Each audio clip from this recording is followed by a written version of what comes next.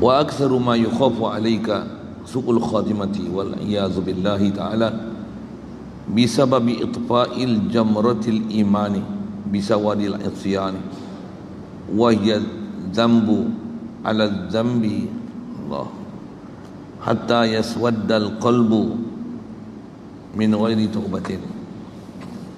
Hadirin sekalian, syukur kita Allah Subhanahu wa taala limpah kurnia anugerah dia menjadikan kita khairul ummah, iaitulah umat Nabi Muhammad sallallahu alaihi wasallam. Alhamdulillah. Syukur kita dapat Islam sejak lahir lagi melalui mak ayah kita yang Islam.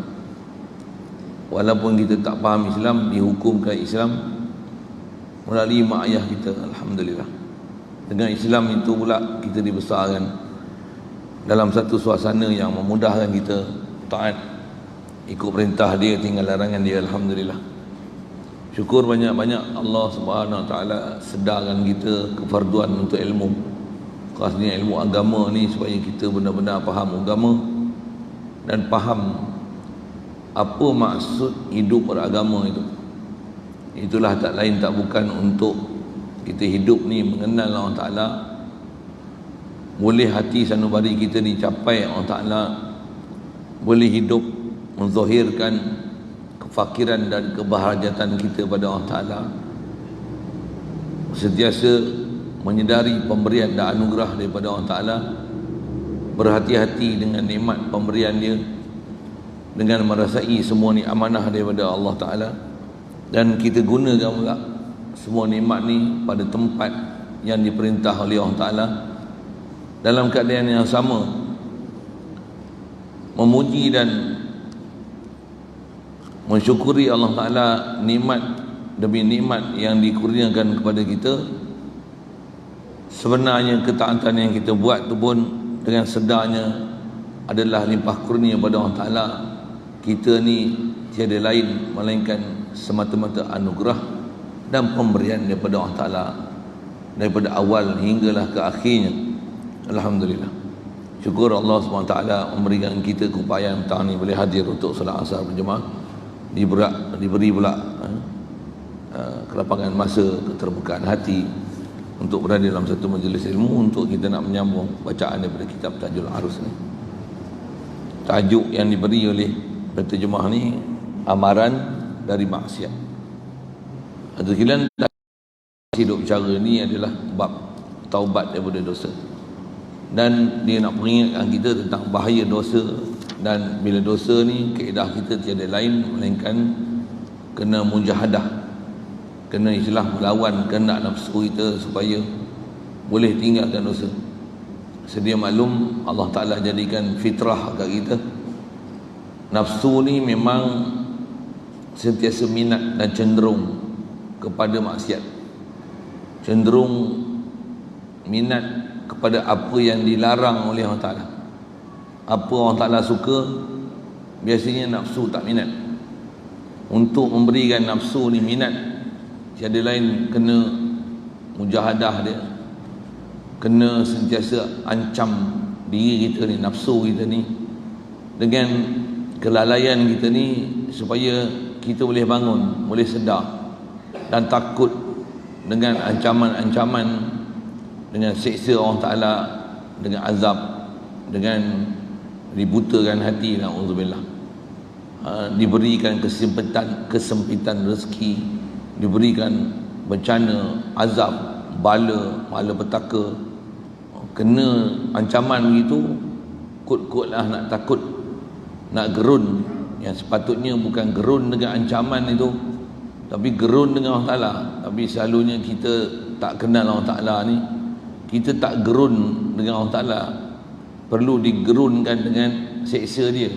Mudah-mudahan dengan ancaman-ancaman itu jadi sebab untuk kita kenal Allah Ta'ala dan gerun dengan dia, takut dengan dia, dan dapat kasih pada dia, sedar ke dia, mensyukuri dia, bahkan boleh cinta ke dia, sangat cinta pada dia, boleh sentiasa ingat pada dia, boleh korban jiwa raga kita untuk dia, insya-Allah. Alhamdulillah.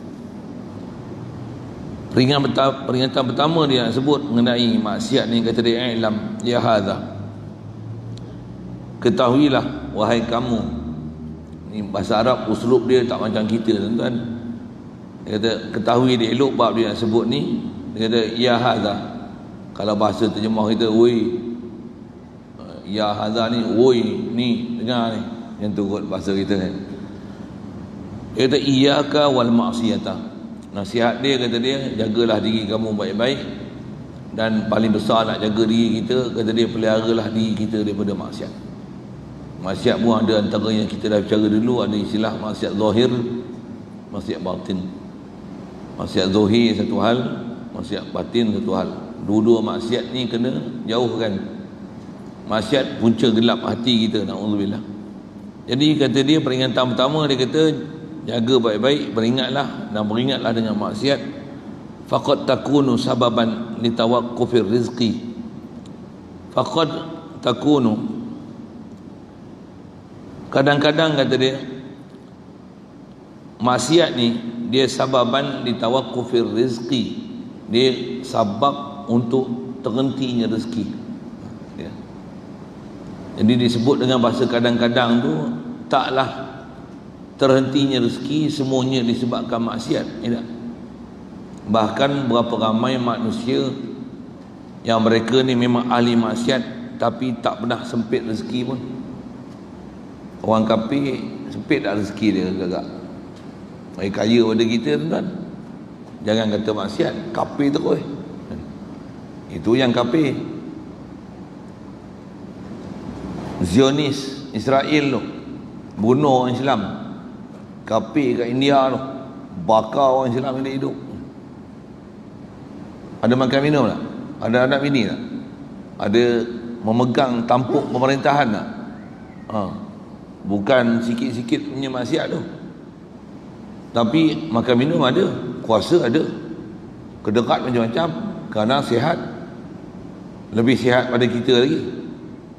Yang tu yang dia nak guna bahasa kadang-kadang maksiat tu sebab sempit rezeki. Kita kalau Allah Ta'ala bagi peringatan begini, tuan, mujurlah. Maksiat aja sempit rezeki, maksiat aja sempit rezeki, mujurlah. Pasal apa saya kata mujur? Pasal ada manusia, ada orang, ada makhluk yang mereka ni walaupun dahaka gila punya orang salah, tapi rezeki dia makin luas. Dia tak semayang, penyakit tak pernah kena, tak pernah sempit rezeki, rumah mewah, kereta mewah, anak ramai.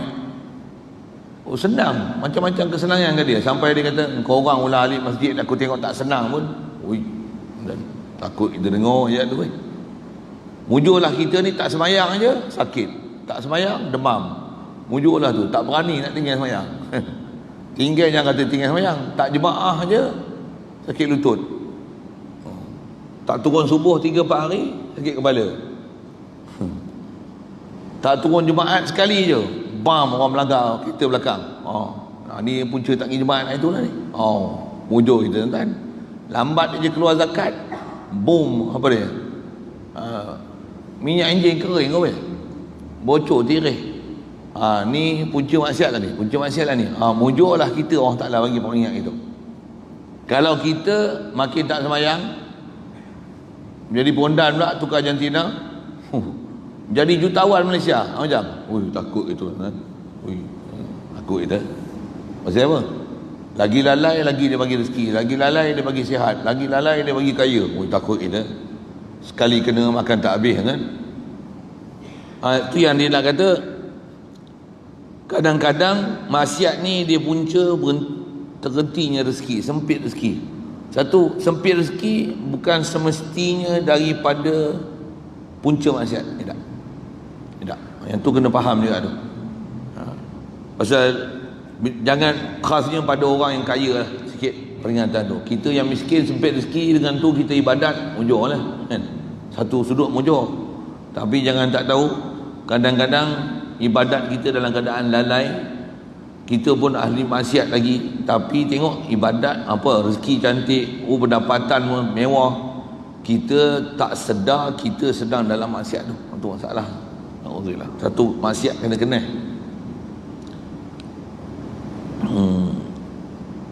Jadi asal kita nak bicaranya, bagi faham maksiat itu apa. Walaupun dapat rezeki melimpah ruah. Agak sikit satu. Allahu Akbar. Maksudnya satu, kita kena beringat untuk itu, yang istilahnya kena mengaji, kena faham, jumpa dengan guru yang boleh mensedarkan kita dan mengajar kita, memahamkan kita apakah maksiat yang ada kat kita. Khasnya kita ni bukan Nabi Rasul, bukan malaikat, mesti ada maksiat. Kalau kita boleh rasa dengan tak lega, tak ada maksiat, maksudnya kita ada masalah. Masalah apa? Jahil murakkab. Apa dia? Dah lah jahil, tak tahu kita jahil. Pasal makhluk yang tak ada dosa ni malaikat, makhluk tak ada dosa ni Nabi Rasul. Selain daripada mereka ni ada dosa, cuma kita tak kenal dosa. Dan bila ada dosa kena taubat, dan kita tak taubat, dan kita tak pernah rasa bersalah ada dosa. Ini masalah kat kita. Khasnya ada yang telah kita bercara sikit sebanyak dulu, saya ada sebut, kadang-kadang dia menyindir gitu. Perjalanan dosa yang paling banyak kat kita ni perjalanan dosa batin lah. Dalai dengan Allah Ta'ala, syirik dengan Allah Ta'ala, kufur dengan Allah Ta'ala. Yang kufur dan syirik yang tak sedar. Adapun maksiat yang zahir ni banyak kita sedar kesalahan kita, tubuh kadang tak sedar juga. Mudah Allah Ta'ala sedarkan kita. Antaranya disempitkan rezeki. Memang ada isyarat juga dalam Al-Quran yang sebut dengan sebab kita lalai dia bagi ngerti Allah Ta'ala ni, Allah Ta'ala sempitkan rezeki kita. Ada isyarat Quran firman Allah Ta'ala, wa man a'radu an zikri fa inna lahu ma'isyatan dhanka. Siapa yang kata Allah Ta'ala berpaling daripada mengingati aku, fa inna lahu ma'isyatan dhanka, sesungguhnya dia akan dapat satu kehidupan yang sempit. Kita bila tak ingat Allah Ta'ala, tak taat Allah Ta'ala, banyak maksiat, dapat sempit rezeki. Itu yang saya guna bahasa ni, mujur lah. Dengan sebab tu beringat. Kalau makin maksiat, makin senang, makin kaya, bisnes makin maju. Makin maju bisnes, makin tinggal sembahyang, makin buka aurat. Katalah sampai tahapnya tu, oh yang tu takut dengan takut sangat. Makin misalnya tak ikut perjuangan Islam, makin keluar parti Islam, buat parti yang tak Islam, boleh contoh gitu kan. Menang pula duk Putrajaya pula. Oh, duk kawan dengan puak kafir pula, komunis pula tu. Dapat pangkat pula tu, menteri. Oh, contohnya macam mana? Oh, takut tentu kan. Kelepuk jatuh. Ngaku salah tak apa. Duk rasa di pihak benar ni. Oh, takut kan. Takut. Kerun dengan dia dengar. Saya sebut pun saya marah-marah mula-mula. Takut dia. Biarlah tak duduk situ tak apa. Tak duduk Putrajaya tu. Jadi kata dia fatlub minallahi taubata. Jadi bila ada maksiat ni, kata dia mintalah daripada Allah Ta'ala taubat. Tak ada sebab untuk dibersihkan daripada dosa melainkan taubat. Bab ni tuan-tuan, kalau saya sendirilah, nisbah orang selalu bertanya, saya pun pelik juga nak kata macam mana, tapi pelik gila lah. Nak pelik gila tak mana. Memang keadaan syariat kita diajar macam ni lah. Dosa tak ada jawab lain untuk bersih dari dosa. Taubat, taubat, taubat, taubat. Apa maksud taubat? Sedar dosa benda tu salah, faham salah, menyesal, menyesal, menyesal, menyesal, tak nak buat dah, serik dah bahasa dia. Serik dah. Itu je jalan dia. Serik ni isyarat dalam hadis Nabi SAW kata dia, at-taubatu an-nadmu. Taubat ni ialah menyesal. Taubat ni menyesal. Menyesal ni itu yang saya nak guna bahasa serik ni, maksudnya macam mana? Tak mau dah. Kalau dah sekali terbuat salah, misalnya tengok ternyata kita dah buat salah, serik tu macam mana? Aku takkan ulangi kesalahan ni sekali lagi. Sepatutnya macam tu. Tapi malangnya, takutnya apa dia? Duk buat salah, salah demi kesalahan, tak pernah rasa bersalah ni. Ni lah. Takut sangat nak tu. Satu, kewajipan kita belajar mengenali kesalahan. Belajar, kena belajar. Yang ni tak dapat tidak juga untuk belajar mengenali kesalahan ni. Apa kaedah dia? dia kena berguru dan sanggup diperbetulkan kesalahan kita dan sanggup dengar, faham elok-elok apa yang dipanggil dosa. Kalau kita tak sanggup untuk bagi kenal dosa apa dan dituding jari macam tu kot bahasa ke kita, engkau bersalah, engkau pendosa, engkau musyrik, engkau untuk apa, kufur, engkau ni ahli maksiat, engkau ni lalai, engkau ni cuai, engkau ni macam-macam ayat, engkau ni pengkhianat, engkau ni munafik. Selagi tak berani dituduh macam tu dan tak mau mengakui kesalahan kita, kau ni bodoh, kau ni memalas, kau ni banyak buang masa. Kalau kita tak boleh terima hal tu, maksudnya takabur besar, memang tak boleh kenal diri dan tak boleh kenal maksiat. Memang tak boleh. Istilahnya haram akan boleh nak bertaubat, takkan jadi taubat.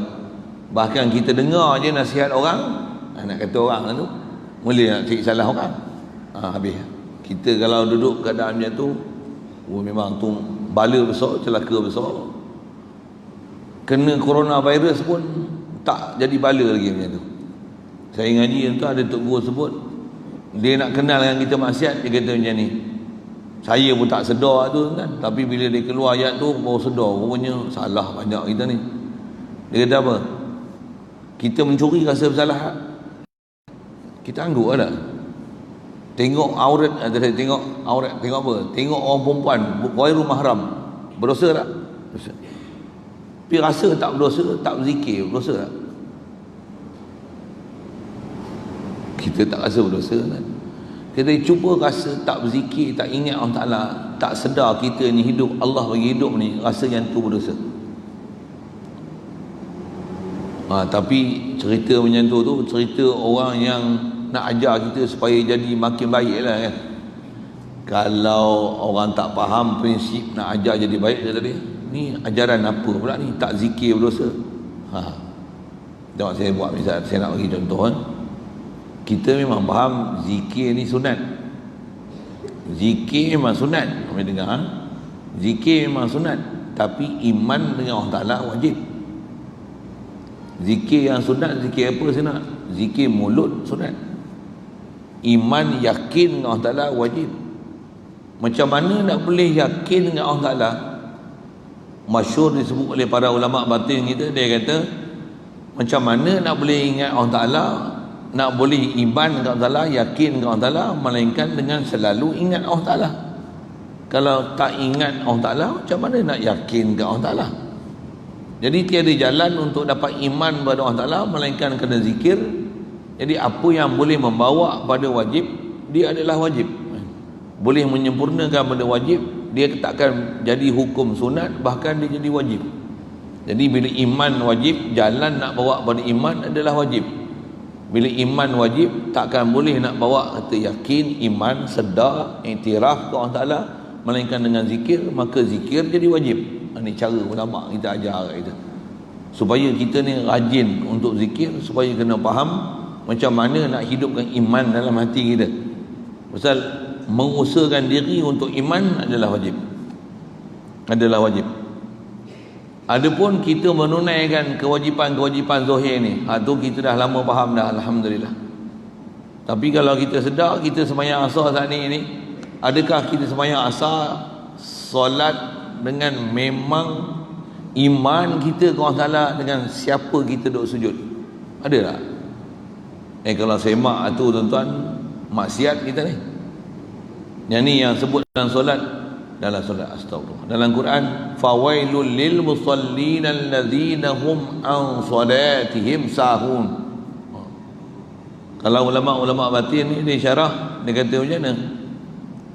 Waillah bagi orang solat allazina hum an salatihim sahun, yang mereka ni sahuna an salatihim. Apa maksud sahuna an salatihim? Mereka ni lalai daripada sembahyang mereka. Tu terjemah sekali lalu lah. Ada beberapa tafsir ulama nak hurai situ. Kalau ulama fiqh dia ambil faham, lalai daripada solat ni maksudnya apa? Sembahyang luar waktu. Itu ulama fiqh dia syarah. Kita tak adalah sembahyang luar waktu, alhamdulillah. Itu syarahan fiqh. Kalau syarahan tasawuf yang an salatihim sahun ni, masuk ni dia dalam sembahyang tapi hati dia luar sembahyang. Kita hak tu kan. Kita taklah jadi macam mana orang tak sembahyang ataupun sembahyang keluar waktu tu. Tapi kita ni orang yang duk sembahyang tapi hati keluar daripada sembahyang. Hati kita tak duduk dalam sembahyang. Tuan-tuan, orang macam ni, isyarat Quran kata apa? Wail lagi. Syarahan ulama-ulama tauhid kita, dia kata nak kenal dosa tak dosa, apatah lagi dosa besar, dosa kecil. Setiap dosa yang ada ancam dengan neraka, setiap dosa yang siapa mengerjakannya dihukum fasik, setiap dosa siapa yang kalau meriwayat hadis dia ditolak, setiap dosa yang kalau siapa buat dia kena hukum hudud. Ni sekali lalu tarikh dosa besar, maka yang tu nama dia dosa besar. Jadi wail bagi siapa yang sembahyang macam ni. Jadi syarahan ulama muhakkikin kita, dia kata masih dosa besar, masih dosa besar. Tu yang ada guru kita, dia kata rasa tak lalai daripada zikir ni satu dosa. Macam mana mencuri rasa berdosa. Kita sembahyang, kita telah curi masa sepatutnya ingat Allah Ta'ala, kita lalai daripada ingat Allah Ta'ala, yang tu pun dosa. Bahkan ada dalam hadis kalau kita belajar, antara pencuri yang besar dosa ni ialah orang yang mencuri dalam sembahyang. Ada dua syarahan ulama kita, ada ulama fiqh, ada ulama tasawuf. Ulama fiqh, mencuri dalam sembahyang macam mana? Mencuri dalam sembahyang ni ialah dia curi apa yang sepatutnya buat pada satu rukun, dia tak sempurnakan dalam rukun tu, tapi dia curi masuk dalam rukun lain. Itu curi dalam sembahyang. Fatihah ni, ghairil maghdubi alaihim waladdallin, Allahu akbar, rukuk siap rupanya. Dallin tu bukan duduk dalam qiyam, dia curi sikit rukuk. Allahu akbar. Nak habis, nak pergi cepat ni. Ghairil maghdubi alaihim waladdallin, Allahu akbar, rukuk siap. Tu nama dia mencuri dalam sembahyang. Mencuri dalam sembahyang. Itu syarahan ulama fiqh dia. Antara mencuri dalam sembahyang tak ada tumakninah, nama dia mencuri dalam sembahyang. Ini sebahagian daripada ulama fiqh kita syarah apa maksud curi dalam sembahyang. Kalau ulama-ulama muhakkikin, ulama tasawuf, ulama yang cermat dalam bab hukum ni, dia kata curi dalam sembahyang ni macam mana? Jasad solat, hati tak solat, namanya curi dalam sembahyang. Kita mencuri lagi tuan-tuan, bukan curi lagi, rompak, menyambut dalam sembahyang. Bahkan tak pernah hadir pun hati dalam sembahyang. Tu kena ngaji suku tu, pasal macam mana proses nak hadirkan hati dalam sembahyang. Sekali lalu saya sebut proses macam ni, ulama kita ajar macam ni. Dia kata macam mana kita lalai di luar sembahyang, bila kita sembahyang, itulah hasil nanti kita dalam sembahyang. Maksudnya luar sembahyang kalau lalai dengan Allah Ta'ala, dalam sembahyang pun kita akan lalai macam mana kita lalai di luar sembahyang. Sebaliknya macam mana? Kalau di luar sembahyang kita ingat Allah Ta'ala, natijah daripada mujahadah kita ingat Allah Ta'ala di luar sembahyang tu, hak tu lah akan apa hasil dia dalam sembahyang. Ni ulama kita ajar. Satu, kita punya sembahyang ni dia terbalik. Kita bukan macam mana kita ingat Allah Ta'ala di luar sembahyang, dengan itulah kita lagi konsentrasi ingat Allah Ta'ala di dalam sembahyang. Tapi kita terbalik. Macam mana? Macam mana lalainya kita dalam sembahyang, luar sembahyang. Bila kita sembahyang, walaupun jasad duk solat, fikiran kita masih duk luar sembahyang, macam mana kita duk lalai. Itu keadaan kita. Jadi apa jalan untuk supaya jangan lalai dalam solat? Belajar dan latih diri luar solat tak dalam keadaan lalai. Jadi kita baca kitab macam ni, saya syarah kat tuan-tuan macam tu lah. Kalau saya baca kitab fiqah, saya syarah fiqah lah kat tuan-tuan. Ilmu fiqah tak susah kan? Ilmu yang susah ni nak bawa batin tu dalam fiqah yang kita buat. Nak baca Quran pun sebenarnya tak susah lagi tuan-tuan. Tapi nak baca Quran dengan rasa hadir, aku baca ni kalamullah. Nak baca dengan rasa hormat dan nak baca dengan rasa besarnya wahyu yang diturunkan kepada Rasulullah. Asalnya di kalam nafsi Allah Ta'ala. Ni wahyu Allah. Dengan bahasanya ni kalamullah ni. Yang Allah Ta'ala turun kat Rasulullah ni, aku kena baca, sepatutnya kena baca macam mana disuruh aku baca ni, dengan ada perasaan macam tu. Yang tu susah. Takat baca tajwid, taranum, suara sedap, tak susah mana lagi. Yang tu pun kadang-kadang ada satu kesusahan lah. Tapi lagi susah nak baca dengan rasa takzim daripada apa yang kita baca. Itu lagi susah macam mana? Baca tu dengan hadir hati siapa pemilik kalam yang kita baca tu. Lagi susah, lagi susah. Saya ngaji ada guru saya, dia buat misal, kata dia macam ni. Kalau kita terima surat, ni zaman dulu punya ayat lah kan. Zaman dulu mana ada mesej-mesej tu kan, mana ada WhatsApp. Surat ni daripada kekasih hati kita kan. Tengok ni alamat kat kita, tengok belakang ni tulis daripada Intan binti Abdullah. Intan lah, contoh lah, Intan tu kekasih kita lah. Surat tu macam mana? Walaupun tak buka lagi, tengok. Pegang tu dah rasa dah siapa pemilik dia, pegang tu. Ada tak tuan-tuan pegang Quran rasa macam tu? Ni kalamullah ni, Allahu Akbar, Allah cipta aku. Ada tak? Bertuah lah kan. Tapi kalau dapat surat cinta, kita tak kenal Allah siapa, kalamullah siapa, apa. Kita tak belajar macam tu. Kita belajar Quran. Surat kalau terima ni, betul macam mana? Walaupun tak tahu baca, macam mana? Siap berbedak lagi. Dulu ada cerita saya ngaji zaman dulu Tok guru tu buat tu. Berbedak lagi tu. Buka aja wangi. Walaupun baca tak reti. Habis-habis tidak, macam mana? Kalau kita faham ni surat daripada orang yang kita cinta, dia cinta kat kita, macam mana? Habis-habis tidak, macam mana? Hang pandai baca tak? Pandai baca tak? Pandai baca tak? Ni surat ni rahsia sikit tau. Tolong baca sikit boleh tak? Saya nak tahu apa dia cakap. Ada tak kita macam tu?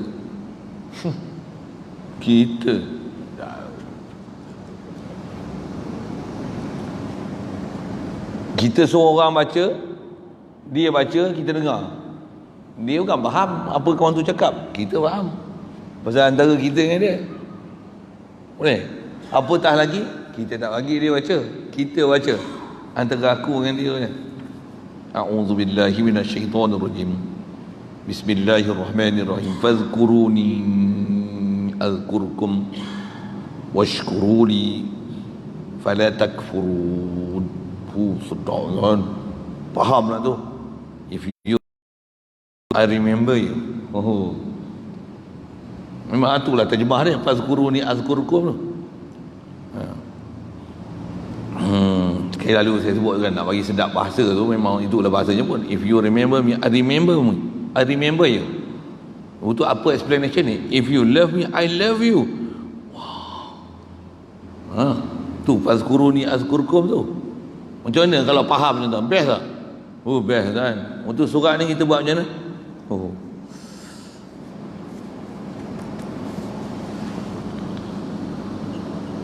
Terjatuh macam mana?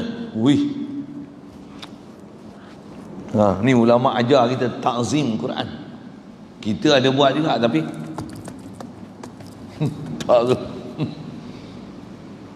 adalah juga. Ada orang lempar gitu ada kasih apa pun. Tambah pula lagi kata bid'ah pula tu bising. Nyambil. Saja saya nak sebut dalam konteks apa ulama-ulama syarah kita nak nama dosa dari sudut tu. Baik, jadi yang tu yang kita kena mengaji apa panggil dosa tu. Fa in kubilat, kata dia, jika diterima taubat. Jadi faham dosa ni, kita kena menyesallah dengan dosa. Faham mesti dosa. Yang antara dosa ni apa, tuan-tuan? Lalai. Cuma saya nak sebut kat tuan-tuan, lalai ni nak suruh anggap dosa, kod tuan-tuan payah sikitlah. sebut yang biasa sudah lah, tak mai jemaah bagi rasa dosa, memang dari segi pendapat ada ulama kata, saya nak sebut atas pendapat atas nama kita kata dia sunat muakkad, ada yang kata fardu kifayah, tu biasa dengar lah. Ada ulama kata fardu ain sembahyang berjemaah. Kalau fardu ain tak sembahyang jemaah macam mana? Berdosa. Cukup. Kan zaman lah ni orang jenis suka cerita pendapat ya. Tapi selalunya dia cerita pendapat, ambil pendapat yang pendapat nak bagi longgar. Ulama kita bukan ajar macam tu. Ulama kita dia ajar pendapat supaya kita jadi ada agama. Bukan cari pendapat jadi macam orang tak ada agama. Boleh. Beza tuan. Orang yang betul-betul tunjuk kita jalan Allah Taala, orang yang tunjuk kita jauhkan, liarkan diri kita pada jalan Allah Taala. Jadi sekiranya kubilat, pastilah Allah Ta'ala akan memberikan apa kesempitan rezeki dengan sebab maksiat tu, dia akan beri kelapangan. Wa illa, kata dia, fastaghith billahi wa qul. Sekiranya tidak, maksudnya kalaulah kita tak boleh nak rasa taubat dan menyesal tu, antara perkara yang tak dapat tidak kita kena buat apa dia? Dia terjemahkan sini, kata dia, maka jika tidak, maka minta tolonglah daripada Allah Ta'ala. Tu pasal istighasah tu. Minta tolong macam mana? Minta tolong, ya Allah, ampunkanlah dosa aku tak boleh nak rasa taubat, aku telah zalimi diri aku telah buat jahat diri aku, tapi aku tak boleh nak menyesal, rasa aku bersalah, aku tak boleh rasa aku ni buat satu benda yang menjauhkan aku daripada Engkau. Ya Allah, bantulah aku, tolonglah aku, bukakan pintu hati aku, lembutkan hatiku. Ya Allah, ya Allah, ya Allah, minta. Itu maksud dia fastaghith billahi. Dan dia kata waqul, baca doa ni banyak-banyak. Apa dia? Rabbana zalamna anfusana wa illam taghfir lana wa tarhamna lanakunanna minal khasirin. Saya tak terjemah pun tak apa dah rasanya. Cuma nak ambil intisari pada ayat Quran ni, apa dia? Iktiraflah dosa yang kita buat. Kalau baca sekalipun Rabbana zalamna anfusana wa illam taghfir lana wa tarhamna lanakunanna minal khasirin, sekalipun diulang lanakunanna minal khasirin, baca menyongen aja. Tak tahulah. Kena hayati sikit. Kita memanglah bila Arab tak pandai ni tuan, baca memang boleh baca, tapi nak rasa bersalah tu dia kena istilahnya hadirkan rasa bersalah. Kalau kita ngaji tafsir, perkataan ni masyhur, ni ialah perkataan doa yang disebut oleh Nabi Adam AS. Nabi Adam maksum, bukan berdosa, tapi dia merasa diri dia berdosa.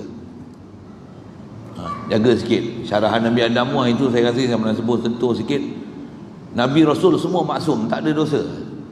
Kalau nampak dosa, dia bukan dosa, dia rupa dosa. Pasal Nabi Rasul takkan ada nama dosa sama sekali. Dia makhluk pilihan yang Allah Ta'ala jadikan utusan untuk kita jadikan contoh teladan. Andai kata dia berdosa, kita akan kata ini, Nabi pun berdosa, kita lagi lah. Tak. Nabi tak ada dosa, tapi walaupun dalam keadaan tak ada dosa tu, dia hadirkan diri dia rasa bersalah dengan Allah Ta'ala. Ni mulianya Nabi Rasul. Kita ni terbalik, dosa berlambak-lambak tapi tak pernah rasa berdosa. Tu jauh kita dengan petunjuk Nabi Rasul. Na'udzubillah. Jadi asal nak sebut tak mana tuan, doa ni nasihat tutup guru kita, dia kata apa? Baca sebut Rabbana zalamna ni bagi hadir hati rasa, ya Allah, aku banyak buat salah. Pasal memang sebaik-baik hamba, sebaik-baik makhluk adalah makhluk yang tak pernah rasa dia buat baik. Dia duk rasa dialah orang yang paling jahat sekali. Saya mengaji kalau kat India tuan, Tok Guru dia sebut, Antara prinsip kita nak jadi hamba ni, kalau sebut urdu sikit, kata apa? Kena rasa macam ni. Apa dia? Me borahu sub aci hai. Benda tu. Me borahu. I'm a bad person. Others are good person. I'm a bad person. Others are good. I'm the bad.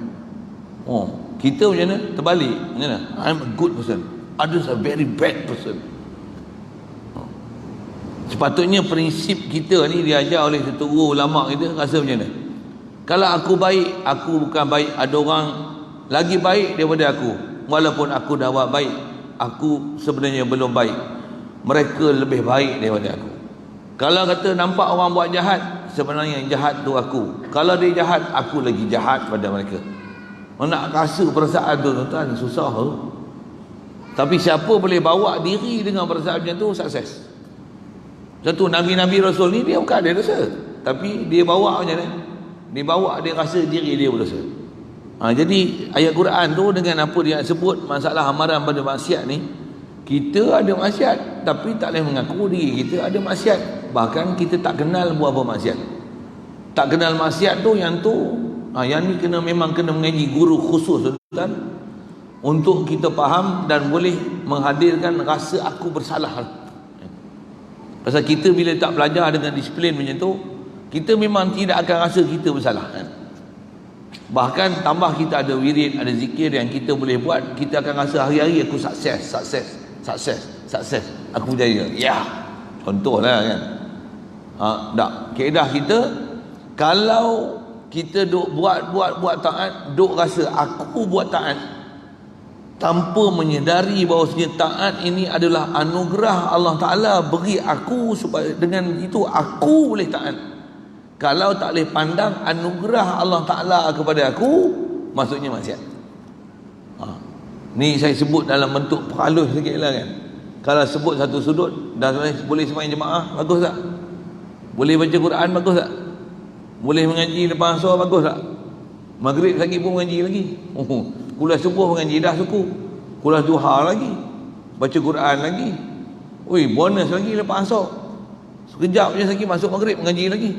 Lepas isyak baca Quran lagi. Wah, hebat aku ni. Itulah maksiat.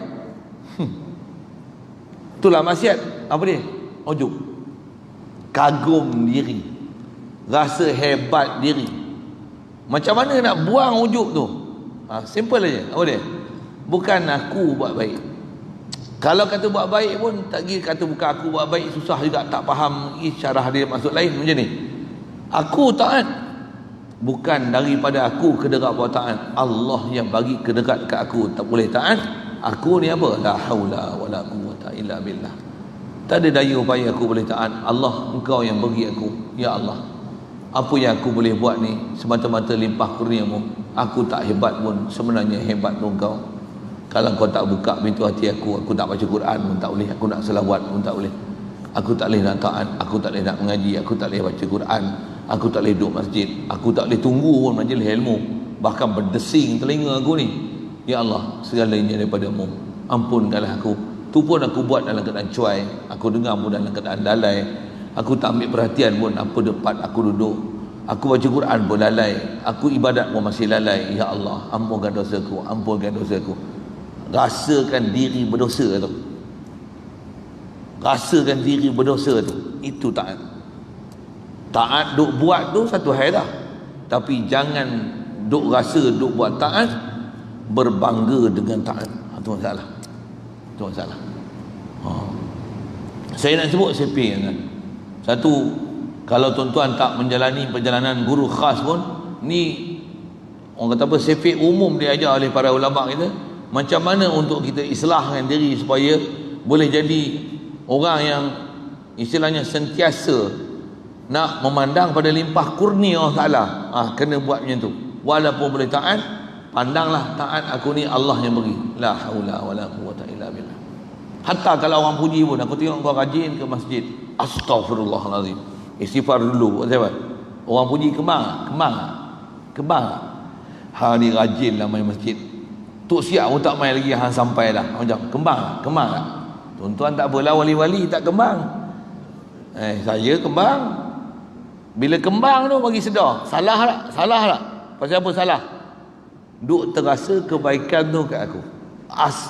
Ni astagfirullahalazim. Bahkan saya ngaji tuan, ada guru tu macam ni, hang jaga sikit mulut hang, jangan bagi lingkup aku hang puji macam tu jahanam aku. Hang jangan duk puji aku, aku tak mau dengar hang puji. Hang nak jumpa aku nak dengar hang kutuk aku boleh. Ni belajar style apa ni, belajar cara salafus soleh dulu kan. Dia tak suka orang puji, kita terbalik, suka dah orang puji. Tak puji sikit pun dah aku main awal dia tak. Yang dia main lambat dengan masbuk, dapat ayat akhir pun dia tak sedar aku main awal pada dia.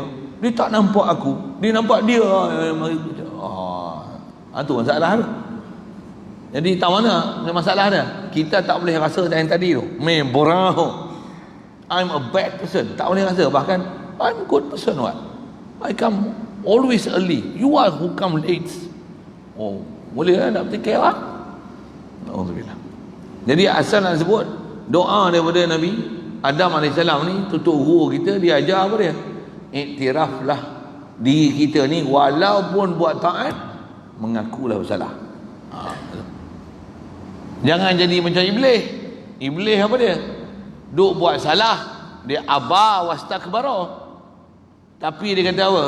Bila Allah Ta'ala hukumkan wa kana minal kafirin, dia minta umur panjang. Macam mana cara dia minta umur panjang ke Allah Ta'ala? Dia kata qala rabbi bima aghwaytani la uzayyinanna lahum fil ardi wa la ughwiyannahum ajma'in. Saya lajak mulut yang sebut Al-Quran tu. Apa dia minta? Kata dia, ya Allah, kau panjangkan umur aku dengan sebab engkau telah hukum sesatkan dekat aku. Dengan sebab engkau telah menyesatkan aku ni, panjangkan umur aku. Apa dia? Dia yang abah, dia yang enggan, tak mau taat perintah Allah Ta'ala. Dia kata apa? Sesatkan aku, ya Allah, kau telah hukumkan aku kafir, kau panjangkan umur aku nak sesatkan anak Adam. Dia buat salah, Allah yang telah sesatkan dia. Ini bukan perjalanan Nabi-Nabi. Perjalanan Nabi-Nabi macam mana? Dia buat satu benda taat, patuh sungguh Allah Ta'ala, tapi dia rasa diri dia bersalah. Rabbana zalamna anfusana.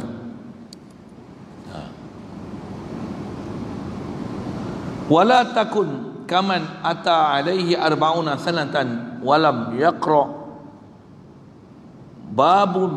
babullahi qattun. Jangan kamu menjadi seperti orang yang diberikan 40 tahun. Kaman utia, tapi tak ada wow situ ni. Cara ejaan Arab ni tu pelik sikit. Jangan kamu jadi, kata dia, seperti mana orang diberikan umur 40 tahun. Faham 40 tahun ni umur balik lah ni. Maksudnya dah boleh ibadat 40 tahun. Jadi kalau kanak-kanak 15, umur 55 lah ni. Jadi umur 55 dah. Betul? Tidak mengetuk pintu Allah sama sekali. Tak ada sedikit pun ketuk pintu Allah. Macam mana ketuk pintu Allah Ta'ala ni? Tak ada satu lorong pun, tak ada satu jalan pun yang kita ni bertemu dan dapat petunjuk, dapat panduan untuk kita ni macam mana ditunjuk ajar, diberikan pengetahuan macam mana untuk cari sabab dapat rahmat Allah Ta'ala. Itu kot bahasanya. Jangan, takkan sampai macam tu kot. Takkan tak pernah kita hadir pengajian macam mana untuk mendapat dan meraih rahmat Allah Ta'ala. Rahmat besar tak mana ni?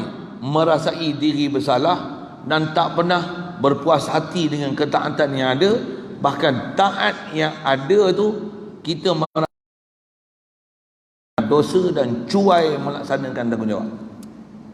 Tu istilahnya mengetuk pintu untuk mendapatkan rahmat dan mengejar meraih pintu rahmat kasih sayang daripada Allah Ta'ala, supaya dia menganugerahkan kita anugerah demi anugerah untuk diberikan kita semakin banyak rahmat, makin seronok nak ibadat dan taat dengan dia. Jadi 40 campur 15, 55. ulama-ulama kita memang selalu menggunakan bahasa tu kan. 40, 55 memang angka selalu sebut. Bahkan orang putih pun suka guna bahasa ni. Dia kata apa? Saya tak tahu, saya ngaji dulu ada kat ustaz-ustaz ni pandai cakap orang putih ke? Dia kata apa? Orang putih memang satu prinsip dia kata apa? Life start from 40. Dia kata. Life betul, bisa dengar? Life start from 40. Bisa dengar? Ha? Life began. Start began tu muka lah. Sorry, terima kasih bahasa tu. Life began from 40. 40 baru mula. Tu yang 55 pencen baru main masjid. Pasal apa? Baru balik. Udah, tutup guru kita pandai tu. Tapi ulama kita memang selalu sebut itu. Angka 40 ni bahkan orang putih pun sebut itu. Memang bila 40 ni pasal apa? Biasanya orang dia akan matang sepenuhnya umur 40. Kalau 40 tak matang ni menatang. Kasut ni bahasa ni. Ya, sepatutnya. Satu, kita tengok sunnah Nabi SAW. Bahkan ni sunnatullah. Rasulullah dilantik jadi wahyu, dah beri wahyu umur apa? Kan? Life start from 40. Life began from 40. Tak? Jangan. From 40, weh. Our life, taklif, mula from balik. Bukan 40. Tapi ghalibnya tengok macam mana. Cuba tengok anak muda yang bawah 40 berapa orang? Cuba angkat tangan. Boleh? Bawah 40. Ni pasal ni my friend. Seorang. Berapa orang? Yang lain semua dah over 60. Bukan 16 kan? Allah. Mana yang anak-anak remaja ni? Macam mana? Hari Sabtu semua ada kelas tambahan kot. Macam tu. Semua duduk asrama kot. Tu. Semua duduk asrama penuh macam tu. Bertuah tu. Inilah generasi kita. Bahkan tu budak-budak ni, tak tahulah, saya pun kena mensyaratkan dia orang. Dia orang mesti kata, kalau dia orang pergi surau, yang lapis dia orang ni, dia orang je. Betul ke? Hampa kena cakap dulu, baru kita sembang semalam ni. Dia orang kata gitu. Sampai pakcik-pakcik dia orang, yang pakcik-pakcik yang duduk pergi jemaah tu, Umar tengok kata dia, kawan-kawan hampa mana? Kata dia, ni lepas ke fardu kifayah kita ni. Yang jenis celik ni dia akan cakap macam tu. Tapi kita nak buat macam mana? Mana kawan-kawan kita? Mana nak ada lah, sekampung tak ada. Padahal bukan buat-buat. Kalau ada pun tak hadir. Orang macam ni lah yang nak jadi pelapis-pelapis kita esok. Kita tengok siapa lah yang nak main. Tengah duk ada ni pun tak ada nak main. Esok siapa nak main? Alhamdulillah. Jadi saja sikit sebut ke situ, tapi nak kata apa? Dah nak disebut 40 tahun tentu nak syarah tu. Jadi macam mana nak membentuk masyarakat, nak ubah tu, rearrange, recreate, reformat kan. Memang kerajaan baru ni kena buat format baru dah kan. Minyak dah turun harga, dah format baru. Sikit-sikit keceriaan itu kan. Ya tak? Yang dulu di pemerintah kata hari ni menang bukan 2 bulan, bukan 2 minggu. Esok minyak turun. Mampus tak turun-turun, naik turun sikit, naik. Turun. Mana pernah turun 189 ni? Mana dulu biasa 189 mana ada? Tengok 2 minggu lagi turun ni. Buat ramalan pula lah. Buat misal. Pasal nak kata apa? Memang orang menanti sebenarnya apa perubahan nak berlaku. Ini tengok. Kes ahli bomba yang kena bunuh, buka fail balik. Dah dapat suspek yang 9 orang tu. Bukan susah sangat nak kenal. Tapi saja buat bela bodoh. Tukar dah ketua hakim negara. Kan sedap tu dengar. Yang dilantik untuk menyiasat isu keganasan pun dah letak jawatan. Siapa nak dilantik tu tak tahulah. Tapi dia orang bagi cadangan. Siapa pergi Neolofa? Neolofa. Kalau yang tu jadi anti keganasan, semua akan serah diri. Pasal apa? Tengok pun dah sejuk hati dah. Tapi tu buat lawak bodoh sikit. Sorry. Saya mengganggu konsentrasi tuan-tuan. Nak sebut je, live bukan start from 40. Bayang no, kalau kita dah ibadat 40 tahun ni, kita dah ibadat 40 tahun. Kalau baru nak mula umur 40, kalau baru nak mula umur 50, Itu 55. Kalau baru nak mula umur 60, 70. Oh, bayangkan apa yang kita dapat. Macam mana pun diajar, la taqnatu min rahmatillah. Jangan putus asa daripada rahmat Allah. Yang tu pun jaga. Jangan ada tuan-tuan putus asa macam ni. Nak buat macam mana, dah tua dah. Tak, kita tak diajar macam tu. Saya pernah ada satu kuliah kan, memang yang datang pun kena yang tua-tua aja. Sampai ada orang tua ni dia mengeluh kan. Dia mengeluh apa? Kadang pasal lepas mengaji apa, ada yang jamu makan kadang ramai-ramai ya. Ada yang memang suka berdempik bersembang dengan kita, dia mari dia main, dia memang nak cari waktu time nak sembang dengan kita kan.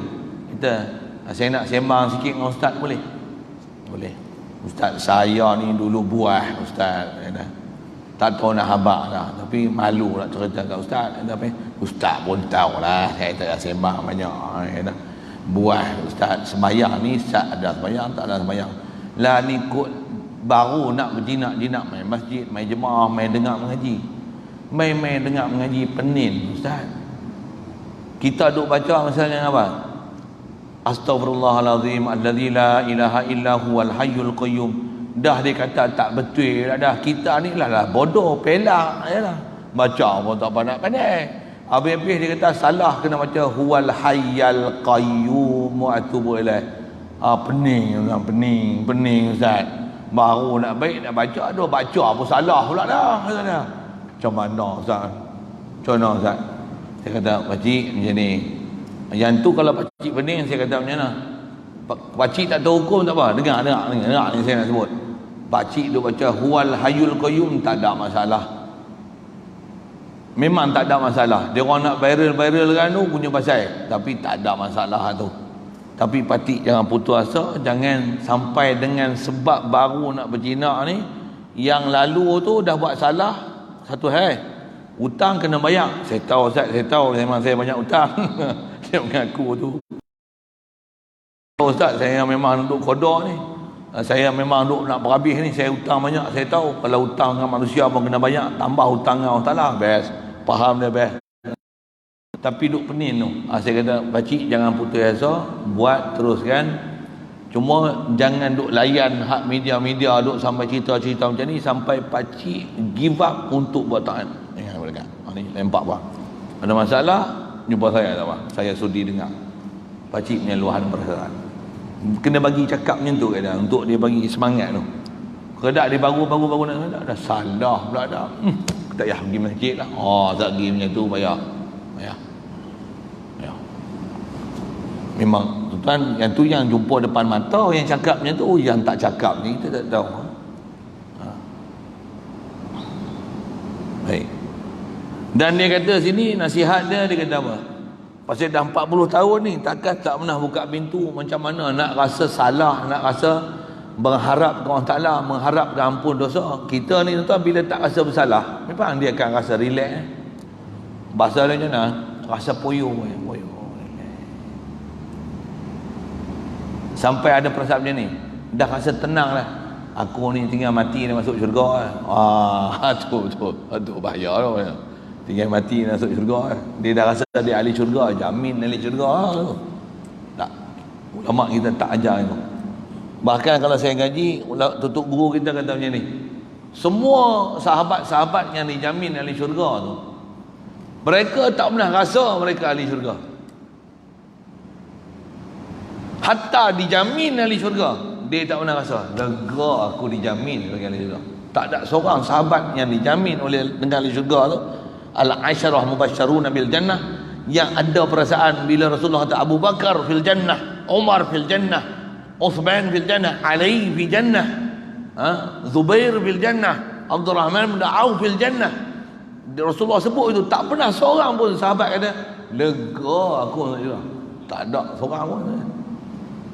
Kita tak ada pun jaminan macam tu kat Rasulullah. Tapi aku ni kira mati pun tak apalah, puas hati lah. Dah boleh semayang ni waktu jemaah duk jaga, boleh selawat, boleh zikir pergi petang ni, okey lah tu.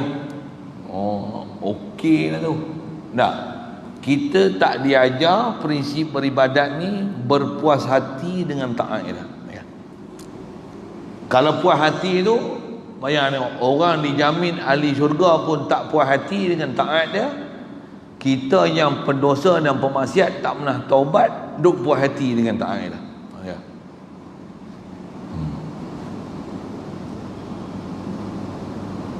Satu ulama-ulama kita dia masyhurkan syair-syair yang dibaca oleh salafus soleh dulu, antaranya disebut ni syair-syair yang dibaca oleh Imam Asy-Syafi'i rahmatullah alaih. Apa dia?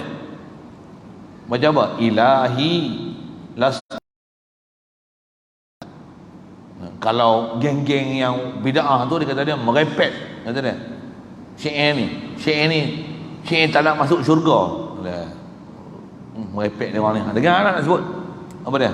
Bukan syair tu nak cerita tak nak masuk juga, tapi syair tu istilahnya nama pun al-intirah. Yang ni perkataan ulama-ulama kita dulu, ada yang kata yang ni mansub kepada Imam Syafi'i rahmatullah alaih. Dia yang mengungkapkan syair ni, dia kata apa?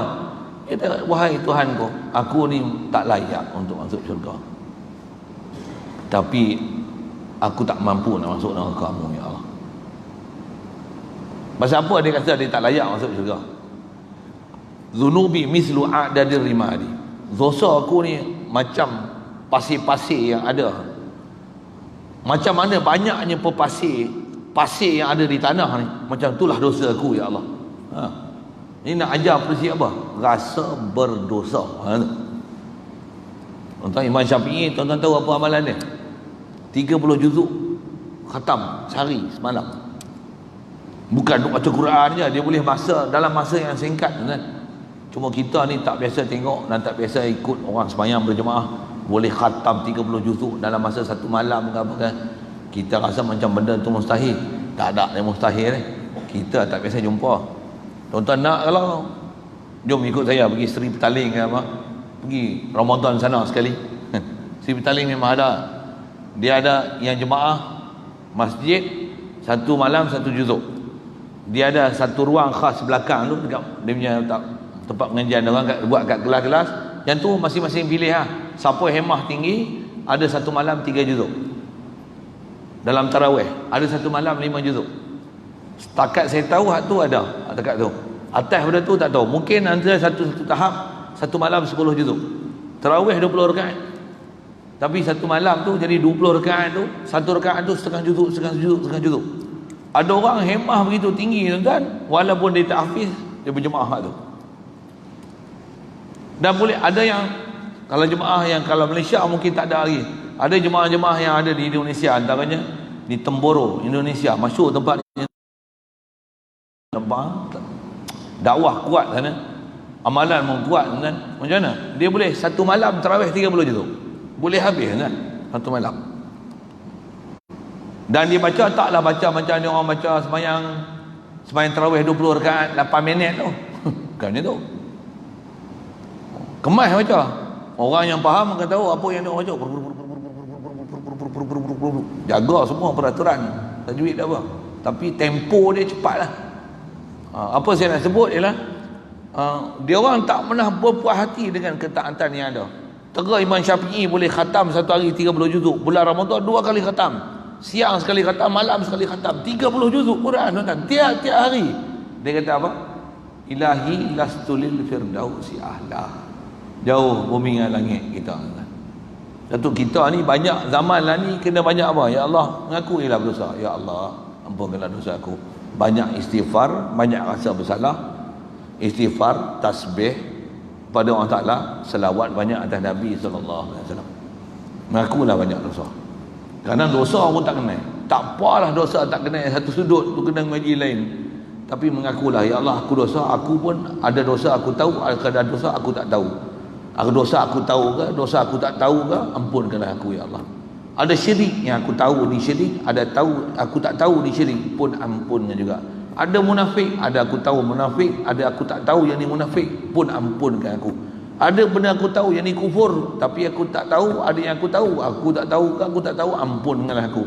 Ada benda ni murtad, aku tahu benda ni murtad, kerana aku tak tahu yang ni jadi murtad, ni pun ampunkanlah aku. Aku tahu ada setengahnya yang ni jadi kufur, yang ni jadi kufur, yang ni aku tahu, yang ni tak jadi kufur, ada yang aku tak tahu, aku tahu ke tak tahu, kau ampunkanlah aku ya Allah. Ni doa para ulama kita ajar. supaya kita mohon sentiasa kepada Allah Ta'ala. Keadaan kita macam ni 24 jam minta.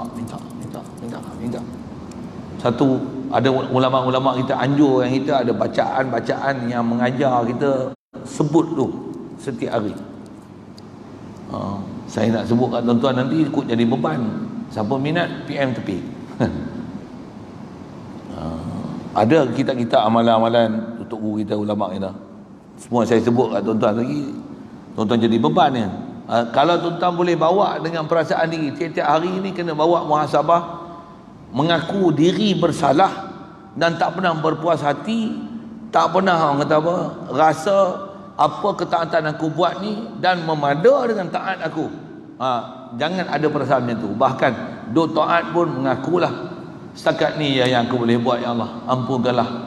Patutnya makan aku boleh buat lebih, tapi taat aku buat setakat ni ya. Ya Allah, ampunkanlah dosa aku. Untuk tak makan aku boleh usaha lebih, tapi untuk ibadat sembahyang qabliyah ba'diyah pun aku fail ya Allah, ampunkanlah dosa aku. Tengok WhatsApp aku boleh 3-4 jam, tapi tengok Quran nak buka semuka pun tak lalu. Ya Allah, ampunkanlah aku. Dia kena ada perasaan itu. Mula-mula kalau tuan-tuan boleh buat satu jadual istiqamah, setiap hari baca Quran macam ni, selawat banyak ni, yang ni banyak ni. Tuan-tuan kena bagi habis. Cuba yang ni bab kita duk bicara ni, mujahadah, susun macam mana nak lawan nafsu yang suka relax tu. Kena cari juga. Pasal saya mengaji tu, untuk guru saya pun duk asuh macam tu. Kata dia kena cari juga masa tu kena cari. Kena paksa kat diri kita untuk buat taat tu pun jangan rasa selesa, taat duk buat, bahkan tambah lagi. Boleh istiqamah, tambah lagi. Dan jangan berpuas hati dengan apa yang telah ditambah. Wa aktsaru ma yukhafu alaika, dan kata Syekh Ibn Athaillah pengarang ni kata lagi, kata dia yang paling dibimbangkan ke atas kamu apa dia? Perkara paling banyak yang ditakuti atas kamu, su'ul khatimati, adalah buruknya kesudahan. Na'udzubillah. Ulama kita memang disiplin ilmu dia ajar macam ni. Sebut je benda tak elok, wal iyazubillahi ta'ala. Minta lindung lah itu. Pasal ada manusia yang awal-awal muda-muda taat, ujung-ujung maksiat. Takut sangat tu. Tapi kumpulan macam ni sikit. Nak kata tak ada langsung, tidak ada manusia macam ni. Kebanyakan manusia macam ni, mula-mula pelak, ujung-ujung taat. Tu Tok Wan tu harap-harap kita macam tu lah. Fikirlah tak Tok Wan tu dulu. Kita ni macam kita apa serupa lah. Apa dia? Dulu tak mau taat, sekarang nak taat. Tok Wan tu siapa? Tok Wan tu yang hari ni umur semalam, umur 94 tahun. Hari ni ke semalam? Tak tahu. Hari ni? Tak tahu. Tak apa lah, biar tu. Tak tahu, tak apa tu. Takut apa? Makin tua, makin perangai huduh banyak. Anak tu. Sepatutnya makin tua, makin kuat taat, makin rasa tak ada ibadat. Jangan makin tua, makin duk rasa aku hebat. Tak boleh. Bahkan kita tua tengok orang muda macam mana? Kalau dia muda, dia banyak lagi kesempatan buat kebaikan untuk diri dia. Aku dah tua, banyak dah masa aku dah rugi dah, aku sia-siakan. Walaupun aku tengok dia maksiat aku dah memang banyak. Dia belum lalu lagi zaman maksiat. Bagi nampak orang tu, tengok atau presiden saya sebut tadi apa? Memborah. Kalau aku baik pun, mereka lebih baik daripada aku. Kalau jahat pun, aku sebenarnya lagi jahat daripada mereka. Dalam masa yang sama, yang baik dianjurkan, yang buruk tetap cegah kemungkaran sedapat mungkin. Prinsip hidup mesti betul ya. Baik, pasal apa boleh mati su'ul khatimah ni? Bisababi itfa'il jamratil imani bisawadil insyan, dengan sebab terpadamnya api iman. Ni bahasa kiasan dia pakai ni.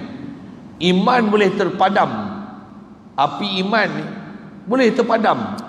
Diumpamakan iman ni macam api je, macam bara api, jamrah kan. Bisawadil isyan, pasal apa boleh padam? Dengan sebab gelapnya dosa. Jadi iman di antara sebab boleh padam dosa. Jadi sebab boleh apa dia? Taubat daripada dosa dan mengakui berdosa walaupun sebenarnya tak ada dosa. Satu, Nabi-Nabi dan Rasul semua macam tu. Satu, tuan-tuan jangan silap dengar kisah Nabi-Nabi dan Rasul. Nabi Adam disebut Rabbana zalamna bukan pasal dia dosa. Dia tak ada dosa, tapi dia merasakan dia berdosa. Syarahan tu banyak, saya sebut pemula ya, masa terbatas sikit. Nabi Yunus, orang selalu sebut cerita Nabi Yunus tu, Nabi Yunus berdosa. Tak, Nabi Yunus tak berdosa. Nabi Rasul, mana ada dosa? Dia tak akan berdosa punya, tak ada dosa. Allah kalau ada dosa pun orang tak ampun. Apa maksud ampun ni? Tak ada dosa. Tu akidah kita di Sunnah wal Jamaah tu. Lepas tu walaupun tak ada dosa, walaupun ditakdirkan kena kat dia menimpa-nimpa bencana-bencana sampai kena telan duduk dalam perut ikan.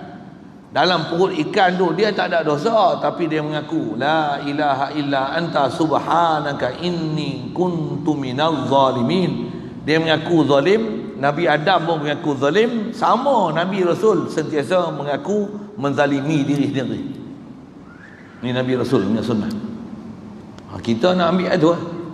Jangan kita ambil itu bubuh Nabi Rasul ni berdosa. Tu masalah. Tu kena mengaji suku. Saya nak sebut tu panjang. Nak sebut tang kata sebab boleh terpadamnya dan su'ul khatimah ni api iman. Iman tu tak menyala lah. Jadi antara sebab iman ni macam mana? Gilapkan dia dengan rasa berdosa. Dan bukan gilapkan rasa berdosa dengan faham macam ni.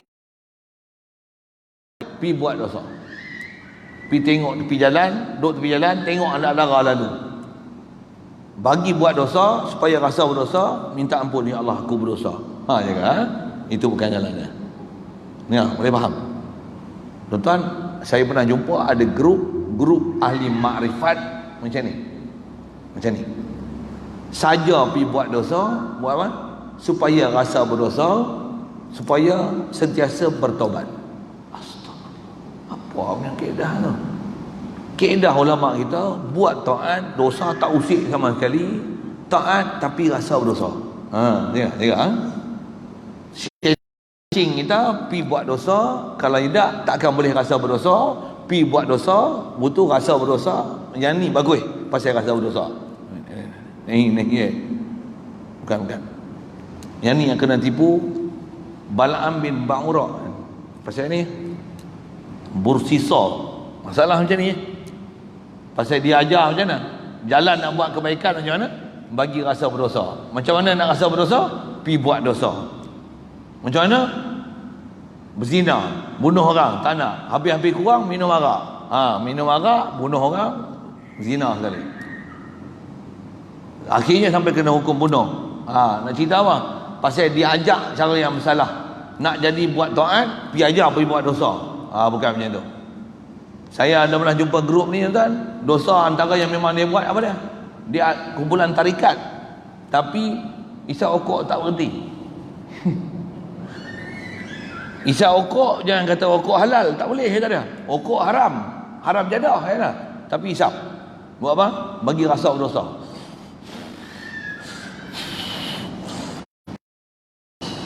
Sambung ambil ani pula. Sambung. Tapi bagi rasa berdosa. Duk buat dosa tu rasa bertaubat. Ya Allah, aku banyak dosa. Keedah nak jadi rasa taubat pisau okok. Tuan, ada geng macam ni kan. Saya ingat ke cerita dongeng ke? Ada orangnya jumpa dah. Jenuh betul kan. Kata dia hang tak sampai lagi, hang tak tahu betapa nikmatnya rasa berdosa. Astagfirullahalazim. Kepala otak hang gitu. Saya tak boleh, saya bengar saya kata gitu. Kalau doa lembut sikit, astagfirullahalazim, hadanallahu ila siratal mustaqim. Tu ayat lembut sikit lah. Mudah-mudahan Allah Ta'ala tunjuk kita jalan lurus. Tuan-tuan jaga jangan pergi buat perangai tu. Saya pergi tengok tepi jalan duk pegang tasbih, astagfirullahalazim. Saja pergi buat maksiat buat apa? Nak jadi rasa bersalah pasal tengok benda maksiat. Jangan dah buat pasal Jangan dah buat pasal Itu bukan cara kita. Baik, apa dia dosa ni yang dia kata boleh padamkan api iman? Wahya dzambu ala dzambi, itulah dosa atas dosa, hatta yaswaddal qalbu min ghairi taubatin, sehingga hitamlah hati daripada ketiadaan taubat. Dosa atas dosa, dosa atas dosa, dosa atas dosa, dosa tak taubat. Ini masalah kita. Kaedah ulama ajar macam mana? Taat.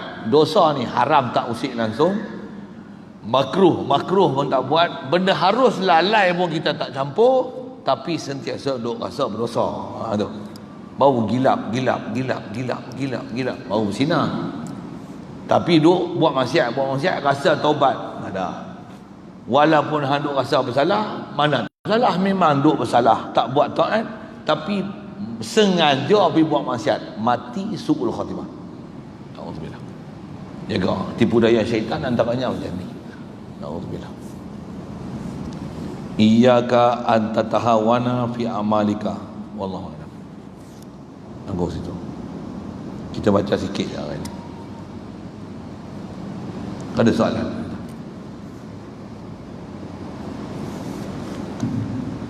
Bismillahirrahmanirrahim. Allahumma nawwir qulubana min nur hidayatika kama nawwartal arda min nur syamsika abadan abada bi rahmatika ya arhamar rahimin. Warzuqna fahman nabiyyin wa hifdzal mursalin wa ilhamal malaikatil muqarrabin wa sallim tasliman ala jamil anbiya'i wal mursalin walhamdulillah. Assalamualaikum warahmatullahi wabarakatuh.